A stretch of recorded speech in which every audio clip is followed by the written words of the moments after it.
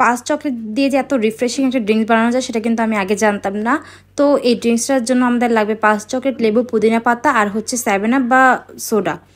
তো প্রথমে আমি এখানে 10টা 5 চকলেট নিয়েছি, এগুলোকে কেটে খোসা ছাড়িয়ে নিচ্ছি। আর এই 5 চকলেট দিয়ে ড্রিঙ্কসটার রেসিপি আমি অনেক আগে থেকে দেখেছি কিন্তু কখনো ট্রাই করা হয়নি, আজকে ট্রাই করছি।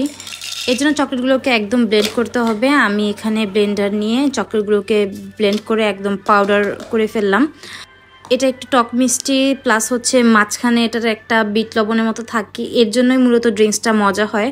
তার সাথে লেবু, পুদিনা পাতা এগুলো তো রিফ্রেশমেন্টে ভরপুর আছেই।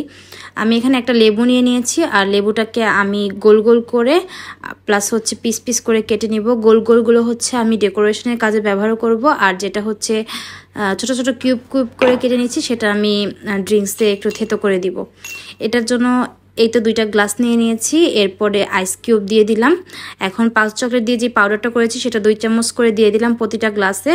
আর একটু করে লেবুর রস দিয়ে দিলাম, একদম লেবুর রসটা, প্লাস হচ্ছে যে লেবুগুলো কেটেছিলাম সেগুলো দিয়ে দিয়েছি।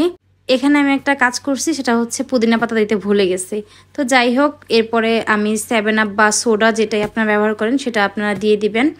তো এই পর্যায়ে আমার মনে পড়লো আমি তো পুদিনা পাতায় দিই নাই। এরপরে আমি পুদিনা পাতাটা একটু থেতো করে ওটার মধ্যে দিয়ে দিলাম। আসলে পুদিনা পাতাটা হচ্ছে একটু রিফ্রেশমেন্টের জন্য সবসময় দেওয়া হয়। এই ধরনের শরবতগুলো কিন্তু গরমের দিনে একদম মন প্রাণ ঠান্ডা করে দেয়। এখন হচ্ছে স্ট্র দিয়ে মিক্স করে নিচ্ছি যাতে পাউডারটা আর হচ্ছে সবগুলো উপাদান মিক্স হয়ে যায়। আর এখন আমার ড্রিঙ্কস তৈরি, আমি হচ্ছে এটা টেস্ট করে দেখব। তো ভিডিওতে এক হাতে ক্যামেরা আর এক হাতে হচ্ছে আমি স্ট্র নিয়ে টেস্ট করে দেখতেছি যে কেমন। তো আমার কাছে ড্রিঙ্কসটা অনেক মজা লাগছে আর দেখতেও কিন্তু অনেক সুন্দর।